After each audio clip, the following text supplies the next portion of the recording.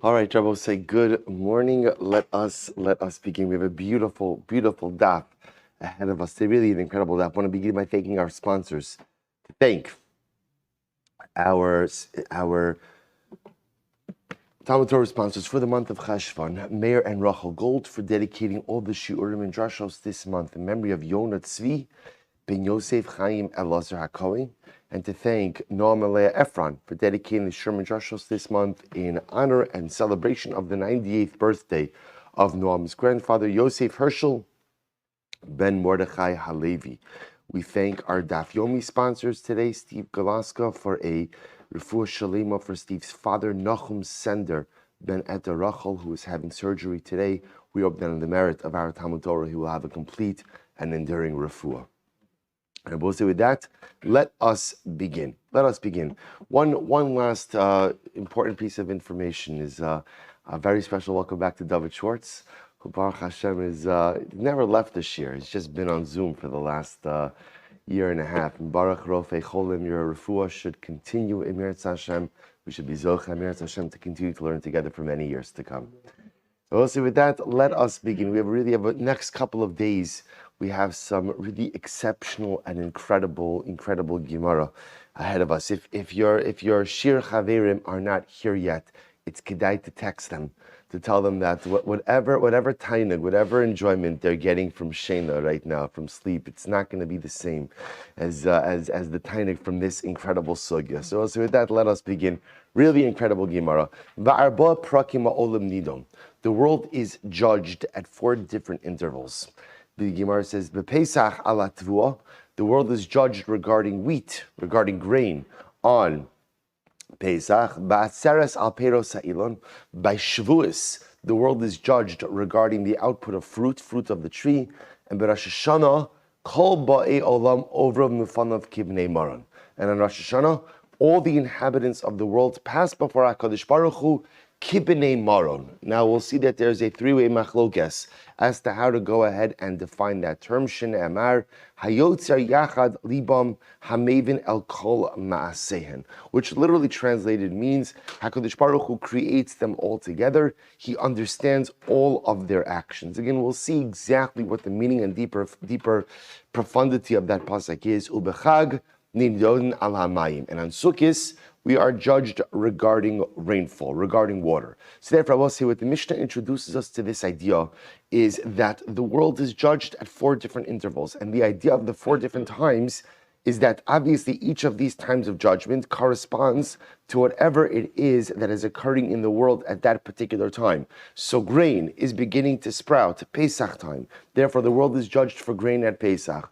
We'll see what Shavuos and fruit trees have to do with each other, because Shavuos, the carbon, and remember again, on Pesach, the primary sacrificial thing, right, avoda that's done is the carbon omer, barley, which is the first grains. We'll see exactly the connection between Shavuos and first fruits. Rosh Hashanah, again, day of universal judgment for mankind, and Sukkos, which is the beginning of the rainy season, we are judged for rain. Incredible Gemara. So we'll say, let's go. We're going to analyze and pick apart each of these items. So it says the Gemara, Hey Tvua. So when we say that Pesach is the time that the world is judged regarding grain, which grain is that referring to? So the Gemara, what do I mean by that? Ilema ha Tvua de kaima. So I'll say, remember again, by the time Pesach rolls around, there is already grain that's growing. So let's say, for example, it's the year 5782, right? This year, right? Tafshin Pebe. So it's 5782. So now Pesach is going to come this year, 5782, and there's grain that's already growing in the field, right? There's already grain that's there when Pesach comes along. So the Gemara says, when we say that Pesach is the day of judgment, is the Rosh Hashanah, or I should say, it's the day of judgment for grain, which grain? Hey Tavua, Ilema ha Tavua de Kaima. If you want to say that it's the grain that is already in existence in the field, Kol Hani Harpaski da Adu Allah Emas Istun. So when was the initial judgment of that grain which was already growing? Ela tvua dimizdara. Rather, it must mean that Pesach is the day of judgment for the grain that is going to be planted. So the Gemara says, Lememra dechadina. So you're telling me then that grain effectively has 1 day of judgment. So in other words, the way the Gemara is setting this up is essential, which I think kind of is intuitively the way we thought from the Mishnah, is that essentially comes Pesach, Pesach is the day of judgment for the grain that is going to be planted. To which the Gemara says, you tell me then that grain has only 1 day of judgment? But Tanya, we learned, Tvua she'ira bakari o ones. If something happens to the grain, right? Something happens to the grain. The grain is somehow, Rashi says, kari kigon barad o shidafon, like hail, right? Or some type of flood. What's the halacha? So the Gemara says, Kodem ha-Pesach, if the grain is impacted before Pesach, nidonis l'sha'avar. That means that's part of the judgment of last year. La'achar ha-Pesach, if something happens to the grain after Pesach, then what? Nidonis lahaba. Ultimately, that's an impact of next year's, or what we say, the present year. So I'll say what that means is as follows. If something happens to the grain, let's say this year, chas v'shalom, something happens to the grain, let's say in Adar Beis, we attribute that judgment to last year's Pesach. But if something happens to the standing grain, right, let's say this year, but it happens after Pesach, then we attribute that judgment to what? This year's Pesach, which effectively means that every grain has really what? Two judgments. Because we'll say, if you think about this, by the way, right, the grain is planted, most grain is planted after Pesach and is harvested after the following Pesach. So what the Gemara essentially is saying is, there's essentially 2 days of judgment for every year's crop. There's the Pesach before it's planted, and it's the Pesach before it's harvested.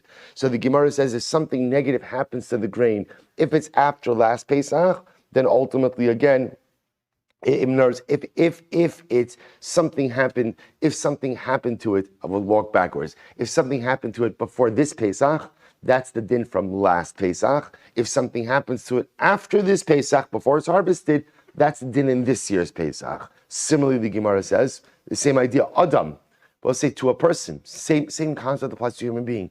Adam she'ira bakari o ones, kodim Yom Kippurim, nidon l'sha'avar. So I'll say same idea. If something negative happens to me this year, this coming year, before Yom Kippur, right? The Gemara says, kodim Yom Kippurim. So that din is attributed to last year's Yom Kippur, right? Or to last year's Rosh Hashanah. Which I will say something very interesting. In other words, the way the Gemara is suggesting over here that din works is that HaKadosh Baruch Hu passes a din on me on Rosh Hashanah. We're going to get into this. Rosh Hashanah is the day of judgment.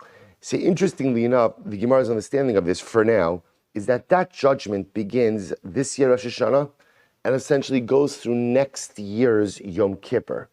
Next year's judgment begins after Yom Kippur of next year. Or to illustrate this again, right? On Rosh Hashanah 5781, last Rosh Hashanah, HaKadosh Baruch Hu decided what's going to happen to me. That din extended from Rosh Hashanah 5781 through Yom Kippur of this year, 5782. So therefore, the Gemara says, if something happens to me between last year, Rosh Hashanah 5781, and this year, Yom Kippur 5782, that's part of 5781 judgment. But if something happens after Yom Kippur 5782, then what? That's part of Rosh Hashanah 5782 judgment. In other words, which is interesting. We're going to see that not everybody subscribes to this model. We're not so focused on this on human judgment right now. What we're much more focused on is grain judgment right now. And to illustrate to us that essentially grain really has 2 judgments. Pesach of last year, Pesach of this year. To which the Gemara says, you're right, Amarava Shmamina, Trade Dine Mistana. You see from here that grain, in fact, is subjected to 2 judgments. So Rabbi said there is the judgment of the grain before it's planted. That's Pesach of last year. And then there's the judgment of the grain before it's harvested. That's Pesach of this year. So the Gemara says, Abaye says, therefore, Hilchach, Ki chazi inish, the mitzlach zara afla. Therefore, what's very interesting? Abai gives a practical piece of advice. Abai says, if you see that your grain is doing great, right? Baruch Hashem Mishal Abizocha. Your grain is doing great. What should you do? You should go ahead. What it means is, if you see that your slow maturing grain that you planted earlier in the season is doing great, plant more grain now. Because I will say that means there's been a good din, a good judgment upon you for grain. So if the slow maturing grain has been planted and is doing well, plant some more fast maturing grain so you can chaparayim, right? You could go ahead and cash in a little bit more on the favorable din. Likdam velizra charfa ad demati lemedayna kadam salak. Ultimately, again, if you see that the slow maturing grain is maturing nicely, quickly chaparayim and plant some more slower maturing grain. I said it wrong. If you see that your slow maturing grain that you planted earlier in the season is doing well, that's indicative of a favorable din, and therefore go ahead and plant some additional fast maturing grain so you can chaparayim on the positive din of that year. Which I will say is such an incredible metaphor for life. If things are going well for you, you see, people sometimes think that when things are going well in life, it's a great time to slow down and enjoy, and it's just the opposite. If things are going well for you in life, if your parnasa is intact, if your health is intact, if your mishpacha is intact, that is the time to literally hit the gas, right? That is the time to try to accomplish more and more and more. It's not the time to slow down, because it's so rare in life that all of the different aspects of existence are in alignment. And if you have that, HaKadosh Baruch Hu is giving you those brachas. If the wheat is maturing nicely, plant more, do more, accomplish more. Don't slow down. So the Gemara goes weiter. The Gemara says, "Mani mas nisin."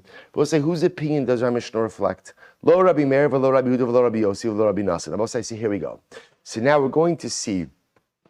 So it's interesting. The Gemara says, who does the Mishnah not reflect? Who does the Mishnah reflect? Well, I'll tell you who it's not. It's not Rabbi Meir, it's not Rabbi Huda, it's not Rabbi Yossi, it's not Rabbi Nassan. There's pretty much no one left, right? Who does the Mishnah reflect? Not any of these opinions.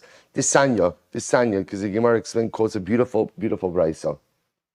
I will say, by the way, I'll also point out, it's interesting when you see a Gemara like this, it's always intriguing, because this is stylistically how the Gemara works. Whenever the Gemara wants to say whose opinion does the Mishnah reflect, the Gemara will often begin by saying who it's not, which is an interesting yesod in life as well, because sometimes when we want to try to figure out who we are, or what we are, sometimes the process begins by identifying what you're not.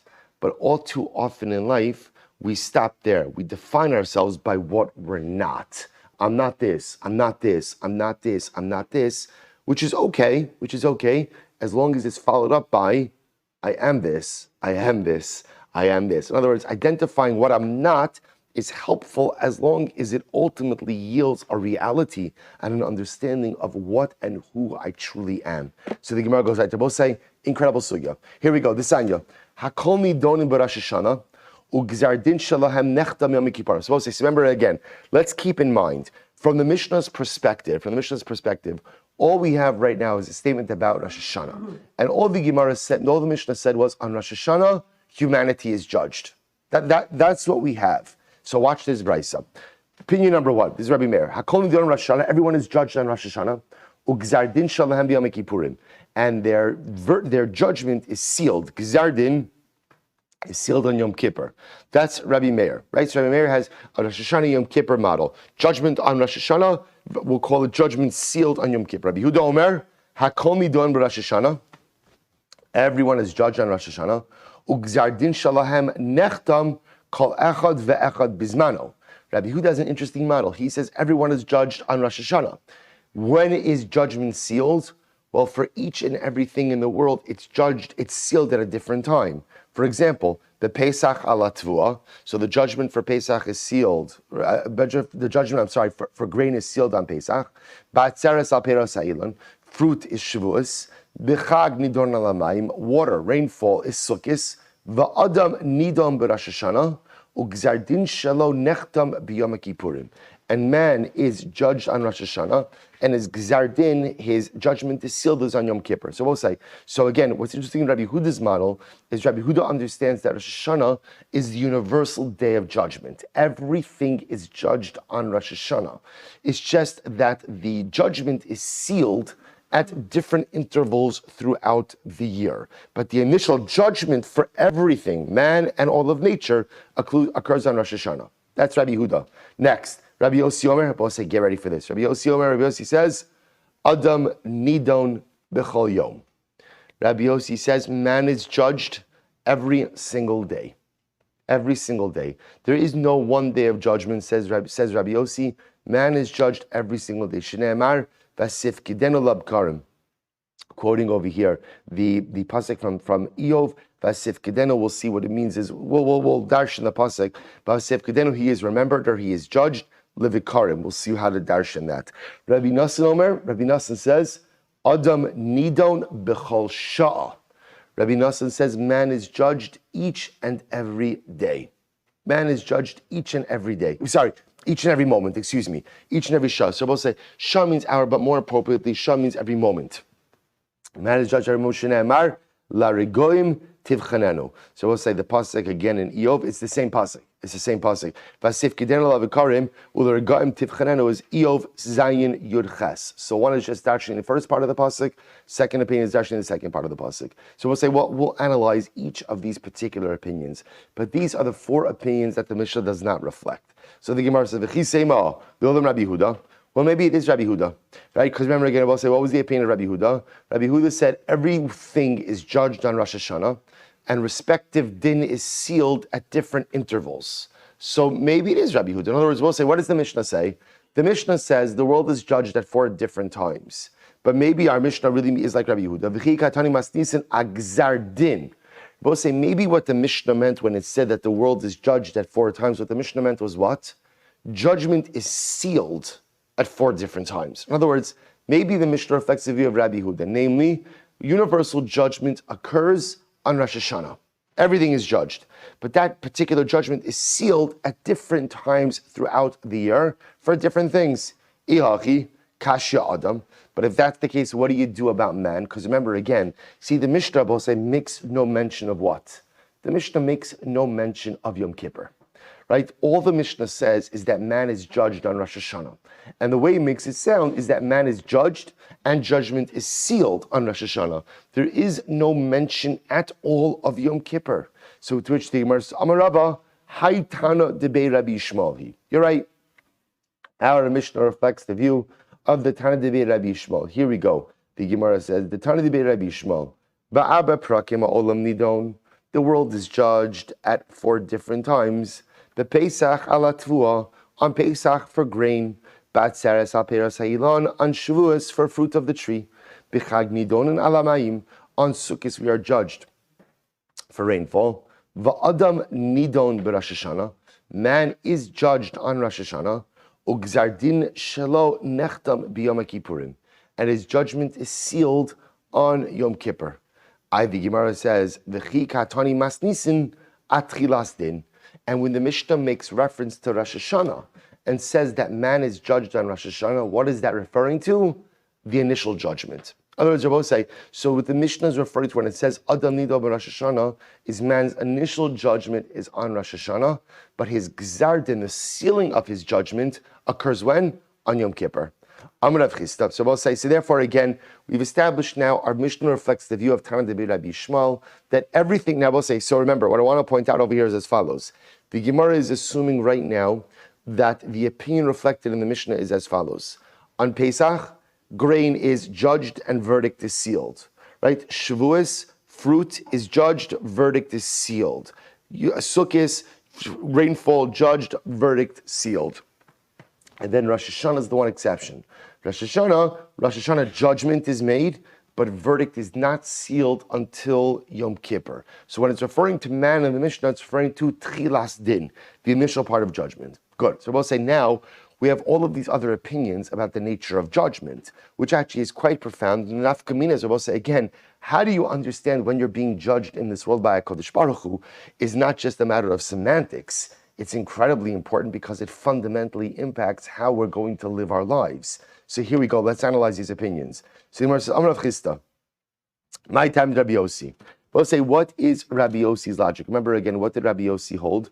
Rabiose held that halacha lamaisa adam nidon bechol yom. A person is judged every single day. Every single day there's a judgment. So what's Rabbi Yossi's logic? The Gemara says, we said, Kidika Amar Taime, Besif Kedenu Lavikarim. Because we'll say the Pasuk says in Eov, HaKadosh Baruch Hu remembers us for judgment. Lavikarim. Lavikarim Bepashtos is what? Means what?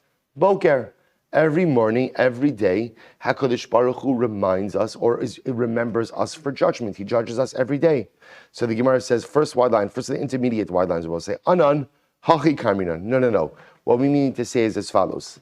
My taima lo amar ki Rabbi Nasan. What we're interested about is as follows. Why doesn't Rabbi Yossi hold like Rabbi Nasan? Remember again, what do these two opinions say? Rabbi Yossi holds that judgment occurs every single day. Rabbi Nasan holds that judgment occurs when? Every moment.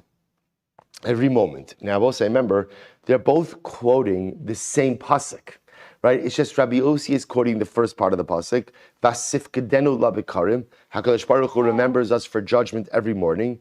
And ultimately again, and Rabbi Nasan is quoting the end of the pasuk, larigaim sivchanenu. And every moment he is literally again judging us or watching us. So the Gemara is asking, they're both dashing the same pasuk.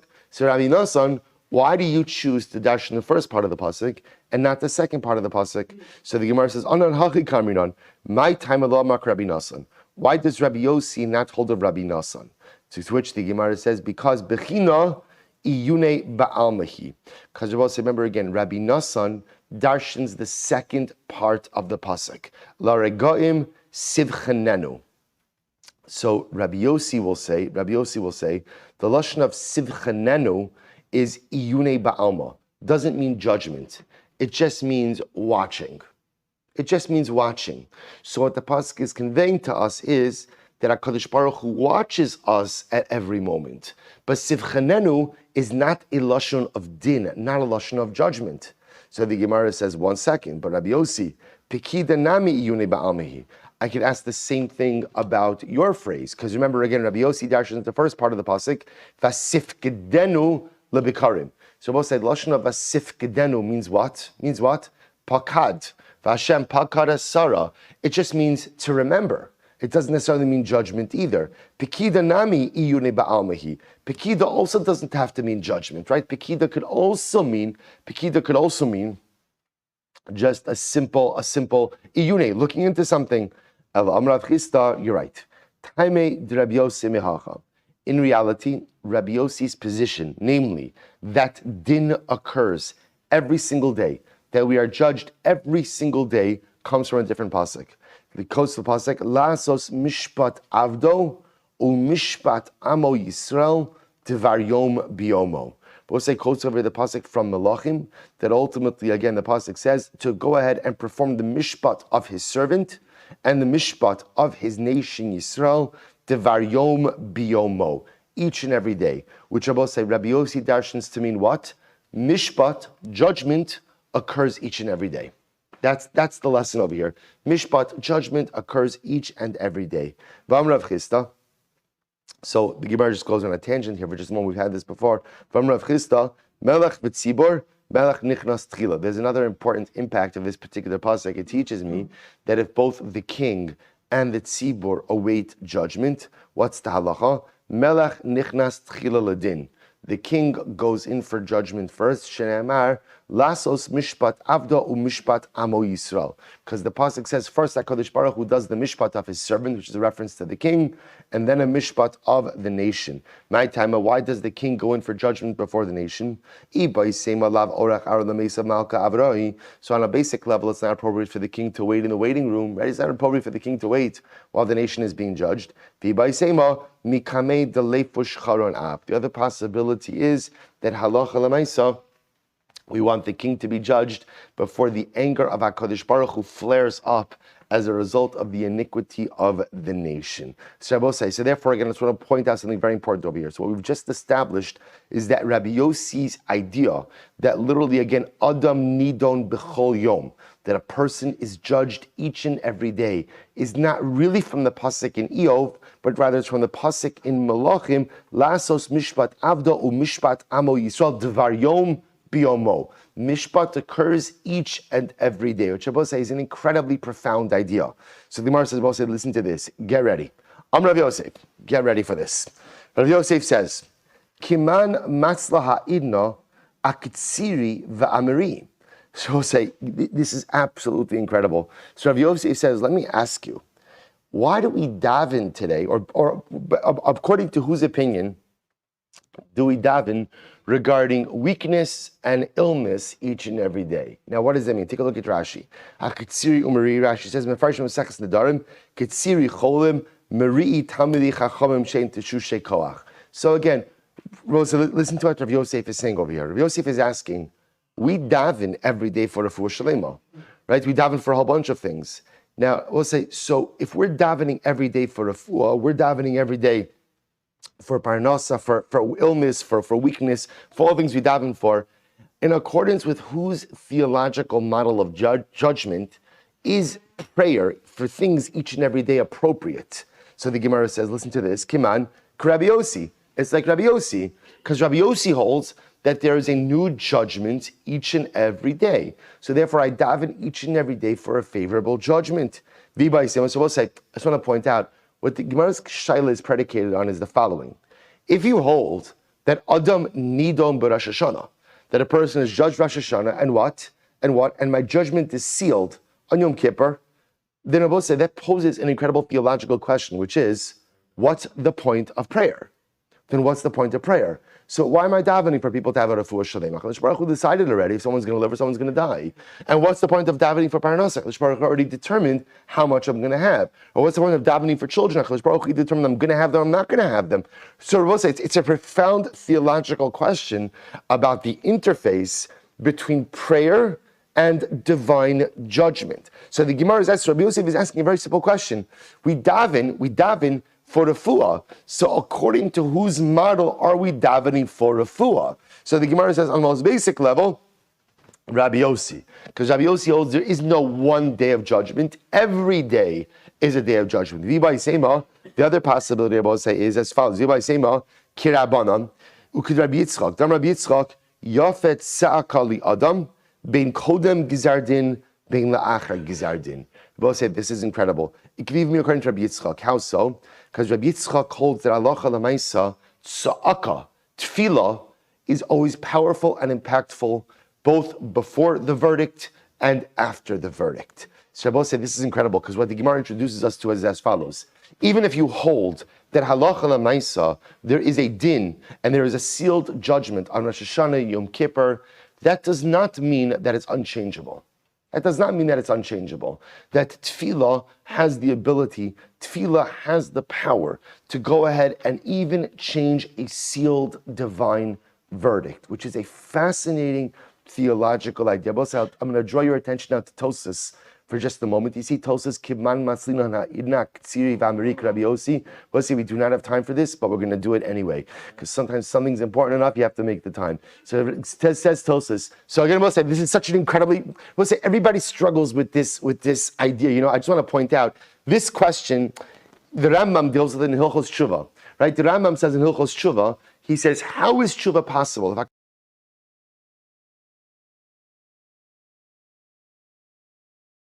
She's asking, do I really have free will? This is the famous kasha of the, and the Ravid says essentially, don't worry about it. Don't worry about it. Some certain things, again, just, it's very interesting to ponder theologically, practically, you do your job, do what you have to do, and at the end of the day, daven, do tshuva, but nevertheless, the shaila is a fascinating shaila. The Gemara is asking it. So why are we davening for a fool? Why are we davening for anything if the verdict's been sealed? So look at Tosas. Boss said it's incredible. Vim Tomar.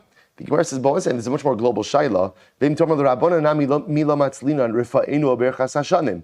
Boss said, remember again, this is quite fascinating. So you kind of know how the story ends, right? You know which model do we adopt? We adopt that man is judged on Rosh Hashanah, Man is judged with Rosh Hashanah, and when is judgment sealed? Yom Kippur.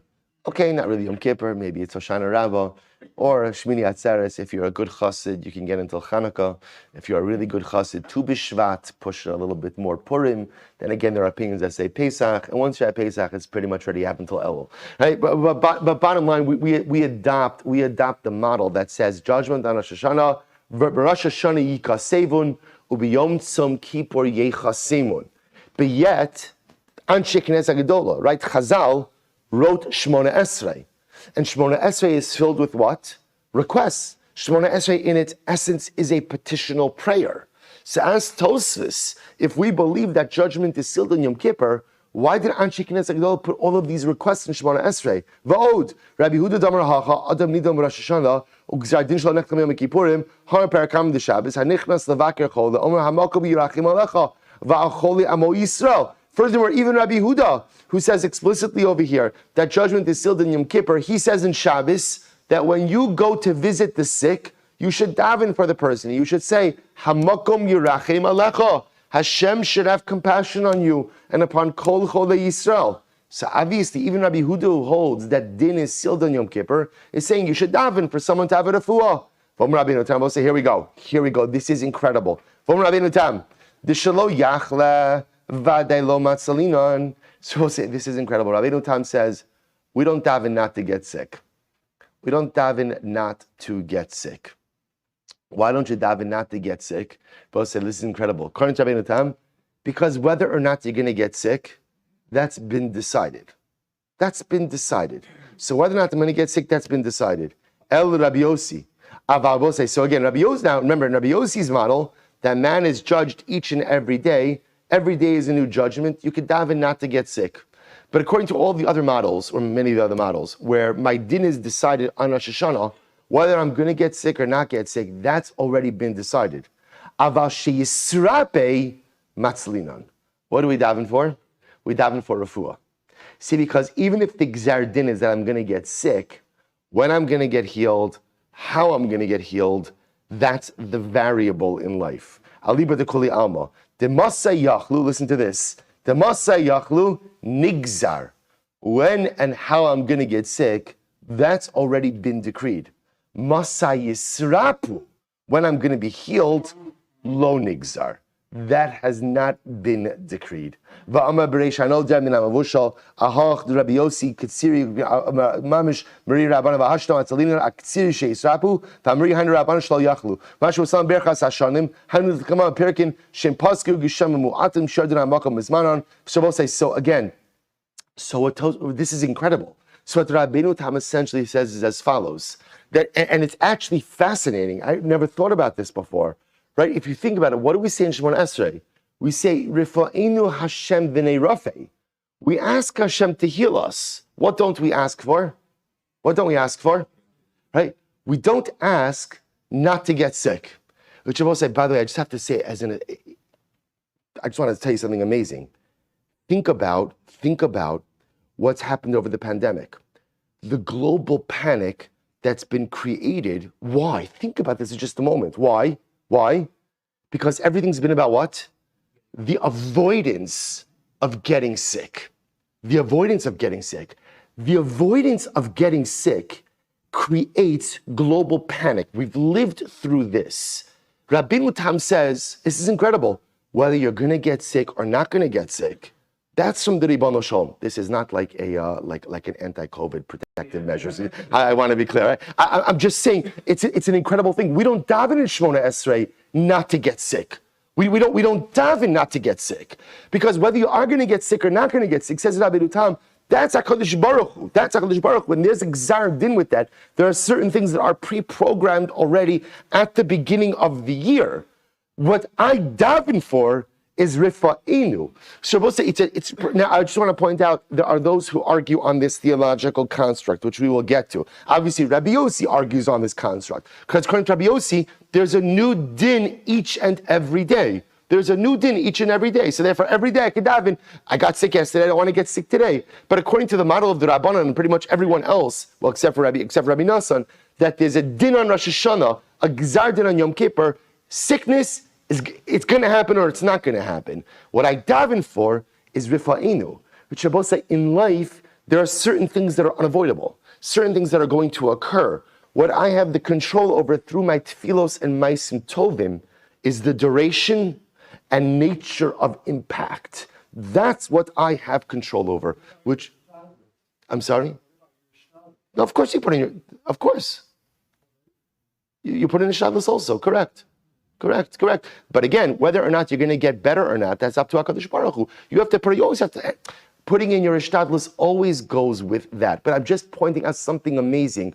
A global hysteria has been created because I think we operate a little bit under the false pretense that you could control everything with Ishtadlus. And that's false. That's false. You cannot control. If there's one thing that the pandemic has taught us, is you could put in all of the hishtadlus you want, but if something is supposed to happen, it is going to happen. You could quadruple mask, and there are people who do that too.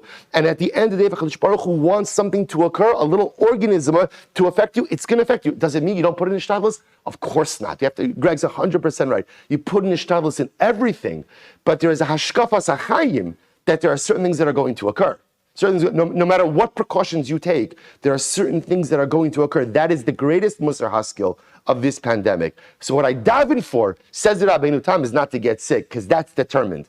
What I daven for is the duration and the nature of that illness. Now, if you look at the end of Tosis says something amazing. Va'od Yishlomar, he says, look at the end of Tosis, the Tefillah derabim shiny. Wow. There is one exception to this.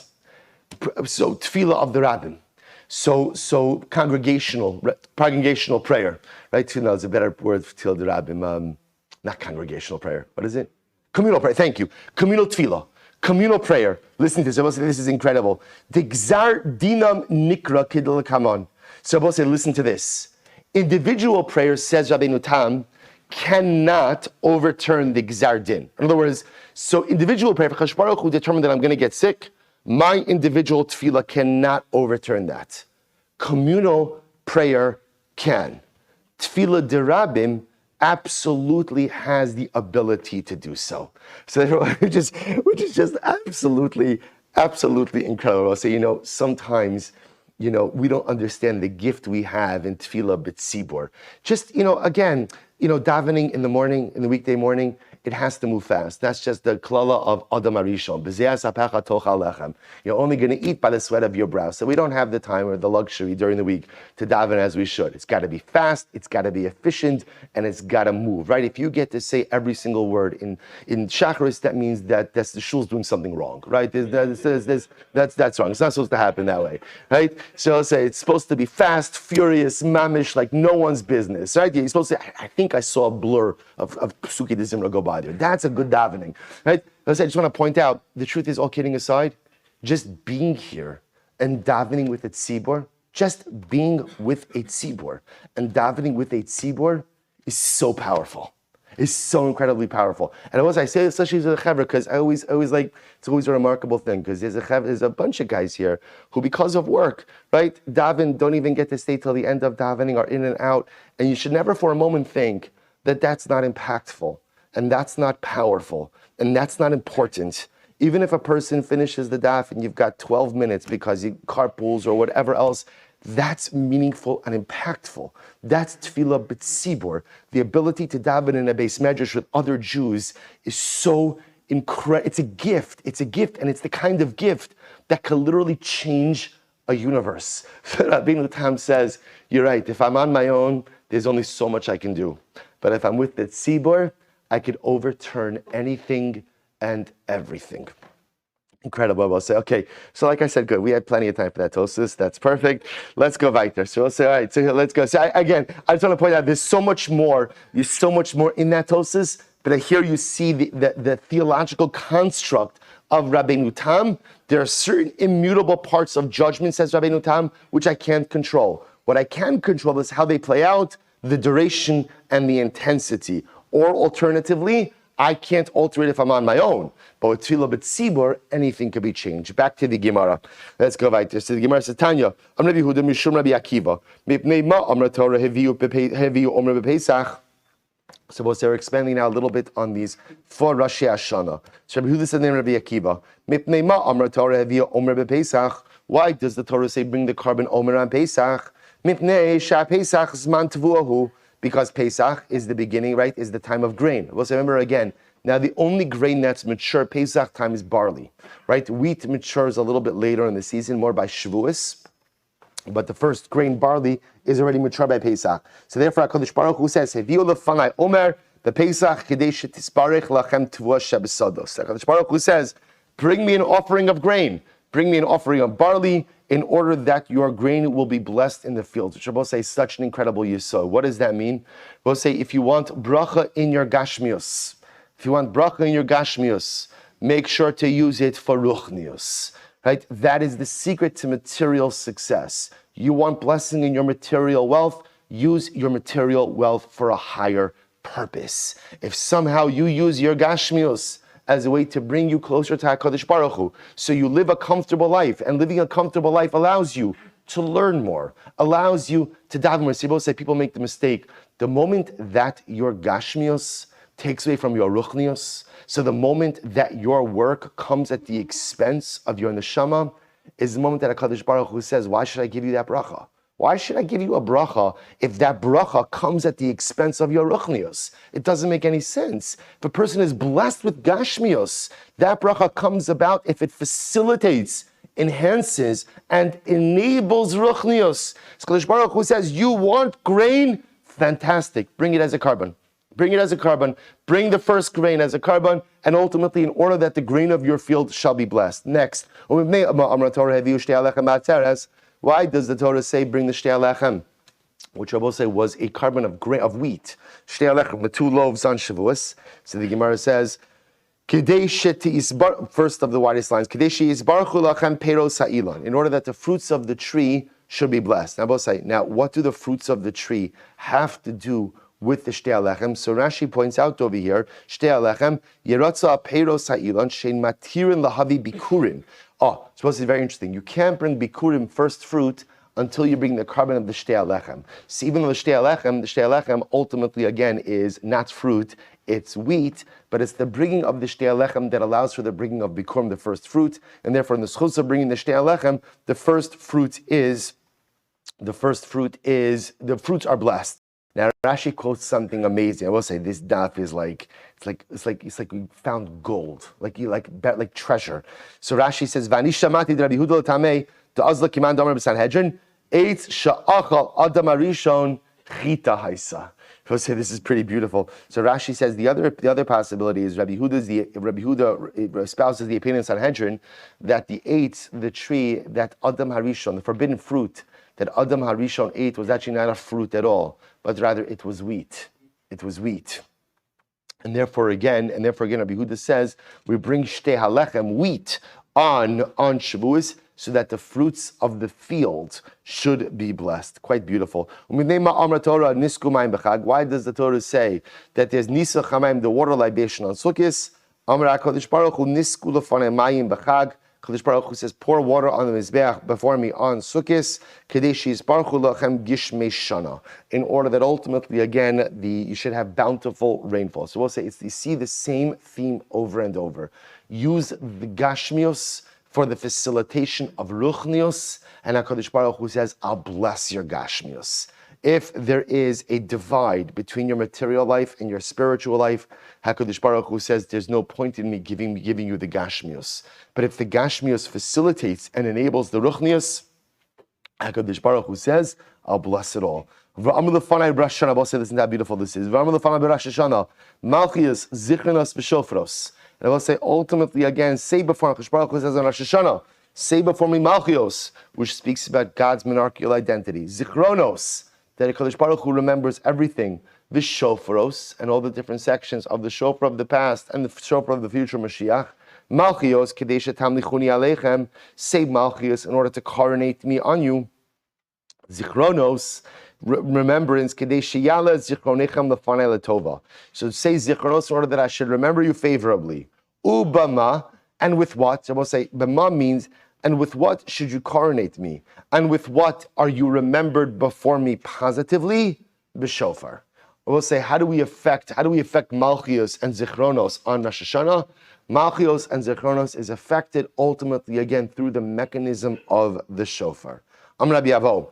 So Rabbi Avo says as follows. Rabbi Avo, Lama tokin b'shofar shel ayil. Why do we go ahead? We'll say, I just want to say, we'll have to come back to it, but I just want to point out that this you saw, because there are certain things you see in the Gemara that there's such fundamental building blocks for life. One of them is Rabbeinu Tam and how tefillah works with judgment. The other is this gashmius ruchnius thing. I want to say it is so incredibly important that we realize that HaKadosh Baruch Hu gives us our brachos in life to facilitate our ruchnius. Right? If I have gashmius, but as a result of my gashmius, I'm so busy with my gashmius that I have to cut corners in my ruchnius, that's a bad recipe for life success. A success like that doesn't endure.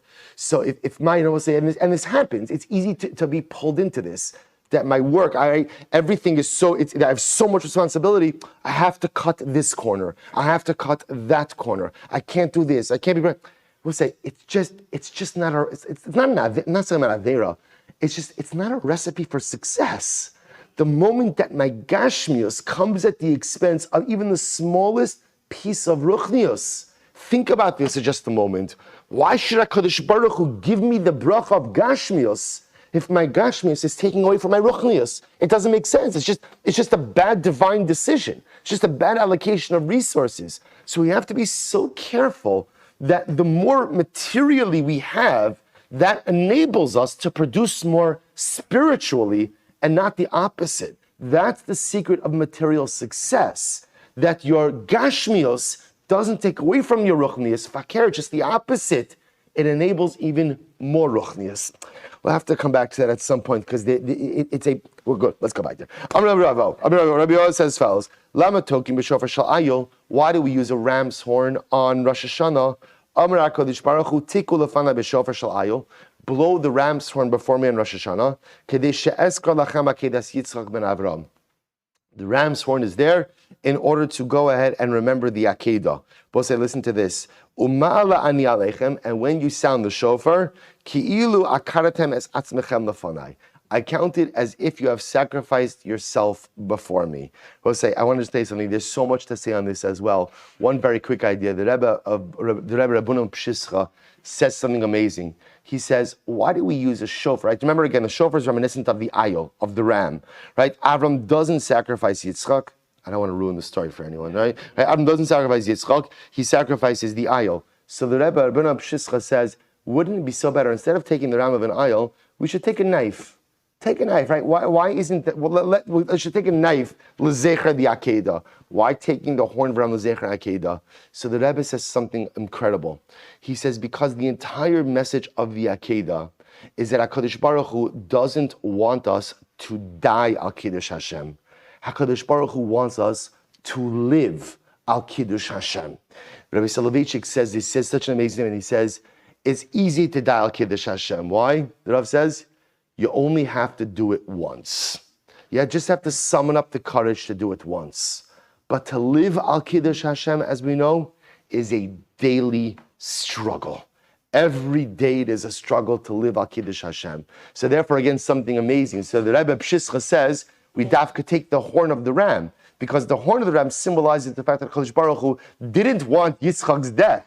He wanted Yitzchok alive, because as spiritual and as holy as Yitzchok's death al Kiddush Hashem would have been, his life al Kiddush Hashem is even more impactful.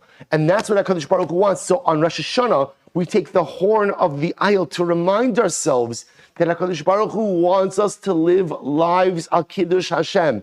That every single day, I have to make sure that I am doing something to sanctify the Ribono Shel Olam be'enei Rabiose be'enei Olam, in the eyes of the world. That's the job of the Jew. That's the mission of a Yid. So the Gemara goes weiter. Amar Rabbi Yitzchok, Lama tokim b'Rosh Hashanah. Why do we blow the shofar on Rosh Hashanah? So we'll say, this is great. Why do we blow the shofar on Rosh Hashanah? Rachmana Amar Tiku. Because the Torah says blow the shofar. We'll say, can I just tell you something? If you had one line of all of Shas, one line, this would be it. Why do you blow the shofar? Shtik in the Torah. Who says blow the shofar? What do you think he's so smart? You think, oh, we're so intellectual? Wait, what are we talking about over here? Kadosh Baruch Hu says, do something, I do it. He'll say, this is what it means to be a Jew. Yes, of course, after I accept this premise, we delve into it. But all of Yiddishkeit is in this one sentence. Do you know what it means to be a Jew? It means to be a good soldier. And what does it mean to be a good soldier? Follow orders. Follow orders. Lama tokim Rosh Hashanah Rachmana Amar Tiku. Kadosh Baruch Hu says, blow the shofar. Elalama Marian. Rather, the Gemara says, why do we blow truas? So the Gemara says, Meir Rachmana Amar Zichron Trua. Because Torah calls the shofar blast a trua. That's why. The Gemara says, no. Elalama tokim Marian Kishen Yoshvin. V'tokin. Okay, we got some of these. V'tokin Marian Kishen Omdin. Rather, says the Gemara, what the Gemara's question really is not why I blow the shofar, and not why I blow tekiyas and truas and tekiyas, but rather, why do we blow the shofar? Lama tokin marian kishen yoshim, when we're sitting, and kishen omdin. Shabbos said the Gemara here is making reference to the tekiyos dimiyushav and the tekiyos dima'umad. Now, for our purposes, what this refers to are the sets of blasts before Musaf and during Musaf. Why do we blow two sets of blasts? The Gemara says, why don't you just blow whatever you're gonna do, right? Tekiyas, teruas, 30, 109, whatever you're gonna do. Why don't you just do it in one unit? Why do we do some over here, some over here? To which the Gemara says, Kedei la'arvev has-satan, in order to confuse the Satan. Now I will say, now what does this mean? So, in general, so we often have, this answer always sounds strange to us, to confuse the Satan. The Satan, right, is the prosecuting angel, the one who always wants to deliver bad news, wants to prosecute against Klal Yisrael. So what does this mean? We're confusing him. Right, so we'll say there are different approaches. We're confusing him because, again, he thinks maybe it's the shofar of Mashiach, and therefore he can't prosecute against us. He doesn't realize when he thinks we're stopping, we're starting, we're this, we're that. First of all, the Satan's got to be a semi-intelligent being, if he's a being at all, right? Because remember, again, whenever we speak about the Satan, we've spoken about this many times.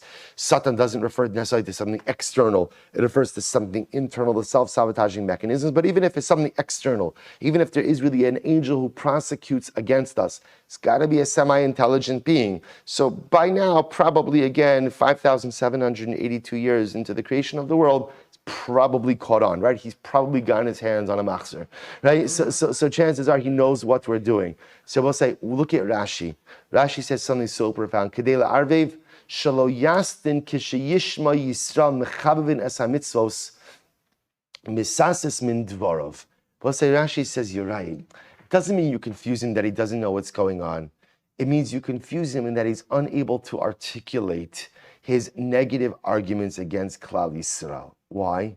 Because when the Satan sees all of the good of Am Yisrael, when he sees all of our spiritual beauty, when he sees how much we love mitzvos and everything we're doing, his arguments become confused. When he sees that Klal Yisrael is sitting and blowing the shofar and doing tshuva and davening and crying and supplicating, he just simply can't speak the negative words that he had prepared. It's so beautiful. We'll say that's how you confuse the Satan. I bombard him with positivity. It's not the pshat, it's Mashiach, Mashiach. I bombard him with positivity. And when I bombard him with positivity, the whole prosecutorial speech, right, that he had against me, he can't even get the words out because he's so overwhelmed by the good that I am putting forward. It's so beautiful. Rabbi Yitzchok, Kol Shana she'in tokin la b'tchila, Samarian la b'sofa. Any year in which we don't blow the shofar in the beginning, ultimately we cry in the end. In other words, that if for some reason, that Tosfos points out over here, this is not talking about Shabbos, right? Because if we don't blow the shofar on Shabbos, that's because of halacha. What it means, says Tosfos, is if you don't blow the shofar because of some other circumstance, failure to blow the shofar in the beginning of the year causes crying by the end of the year, which means that if I don't start, shofar is such an impactful mitzvah that I need it in order to be successful in the coming year. And if I don't blow it at the beginning of the year, then unfortunately, again, that paves way for misfortune for the rest of the year. So the Gemara says, my time, what's the reason? The law of Satan. Rabbi Yitzchok, Kol Shana Shirasha B'tchilasa, Misasharas B'sofa. Rabbi Yitzchok says, and I will say again, I'm sorry, I read that quickly, but what's the reason why there's crying by the end of the year? Because I didn't overwhelm the Sultan with positivity. And if you don't overwhelm the Sultan with positivity, then what? Then what? He's able to prosecute, which I will say, by the way, is a great approach, not just for the Sultan, but for difficult people as well. Sometimes the way to deal with difficult people is not to meet them where they are, or not to respond with nastiness, but it's just to overwhelm them with kindness. right? Sometimes, again, if you just don't get in the mud, right, and you just don't sling it back, and at the end of the day, you say, you know what, you're going to do whatever you're going to do. That's not how I behave. That's not how I interact. I'll meet your lashon hara with kindness, and I'll meet your negativity with a smile, and I'll go ahead and meet all of your nastiness just b'sever panim yafos. It's amazing that sometimes sometimes you confuse the Satan, and sometimes the Satan doesn't know what to do with all of that kindness and positivity, and it shuts down the machlokes. Not just for the celestial Satan, for a lot of human Satans as well. So I don't mean to call people Satans, but you understand the metaphor. Good. So the Gemara says as follows. So the Gemara says, Kol shana, there are some people who are Satan. Kol shana sherasha b'tchilasa misashos b'sofa. Well, say any year which you begin in an impoverished state, ultimately, again, ends off in a wealthy state, which means, I will say what? Any year in which we humble ourselves before HaKadosh Baruch Hu, and we do tshuva, and we apologize, and we cry. So sharasha, like an ani, at the end of the year, ultimately, again, there's wealth. Not necessarily material wealth, but spiritual wealth. Shene'emar mereishes Hashana, the pasuk says mereishes. Mereishes ksiv. Reishes is written without an aleph. And therefore, again, Rosh means a pauper. Va'ad achris sofa sheyesh la'achris. So we'll say, if I begin the year like a Rosh, I begin the year like a pauper. So we'll say, the idea for successful din is you come before HaKadosh Baruch Hu with humility. It's all about humility. If I come in with humility and a leiv nishbar, broken heart, confident about the great things that I've done, but also really honest about the things in which I've fallen short, HaKadosh Baruch Hu, you begin the year like that, it's going to be a good year. Vam Rabbi Yitzchok, I will say this isn't. It's true. It almost feels unfair to have all of this in one daf, right? It feels this should be spread over a month. Some Rabbi Yitzchok, ein danen esa adam el lefi masav sha'ol sasha. But say Rabbi Yitzchok. Now, most of the Rishonim understand that this statement is a reference to Rosh Hashanah. Rabbi Yitzchok says a person is only judged according to where they're holding in that moment in life. Then I will say what Rabbi Yitzchok is saying is as follows. When I see the disadvantage that God has, so to speak, with judgment is what? He knows what's going to happen, right? He knows how the story ends. But yet, when HaKadosh Baruch Hu judges me, He doesn't judge me based on what's going to occur. He only judges me based on what? What is right now? What is right now? So the Gemara says, Shenemar ki shama Elokim es kol anar ba'asher hu sham. The pasuk says HaKadosh Baruch Hu went ahead and heard the nar. Who is that? That's Yishmael. He heard Yishmael ba'asher hu sham, where Yishmael was holding at that moment. So we'll say Rashi quotes over here the incredible medrash that when Yishmael, remember there's when Avraham Avinu sent Yishmael away. Yishmael is dying from thirst, right? Hagar sends him tachas achas asichim, under the thorn bushes. The malachim are saying to HaKadosh Baruch Hu, let him die. Let him die. Do you know how much suffering, how much misfortune Yishmael and his descendants are going to cause Klal Yisrael? Let him die. And HaKadosh Baruch Hu says to Malachim, tell me right now when you look at him, is it an innocent child or a culpable child? They said innocent child. Innocent child. Ein danen esa adam ela ba'asher hu sham. So that's what the pasuk says. Vayar Elokim ki shama Elokim asa kol anar ba'asher hu sham. Hashem heard the voice of the boy Yishmael ba'asher hu sham. Ba'asher hu sham is not a geographic statement. Ba'asher hu sham is a spiritual statement. At that point in time, Yishmael deserved HaKadosh Baruch Hu's rachamim, and therefore he receives it. Incredible. Rabbi Yitzchok will say, I just want to point out, according to many of the Rishonim, this is also by Rosh Hashanah. By Rosh Hashanah, there is a concept that judgment is based on how I conduct myself over Rosh Hashanah. So if on Rosh Hashanah, I am a true Baal Tshuva, if on Rosh Hashanah, I really do what I need to do to rectify myself, HaKadosh Baruch Hu says, if you could pull it together for 48 hours, I will judge you based on those 48 hours and not based on anything else. An incredible idea. From Rabbi Yitzchok, Gimel Dvar Maskir Avanosov Shal Adam. There are three things, this is all incredible, three things which go ahead and bring up the din. Now, Avanosa means the sin of Adam. Three things that bring up the iniquity of man. What are they? Elohein, Kir Natui, a slanted wall. So I'll say a slanted wall means you put yourself in a makom sakana.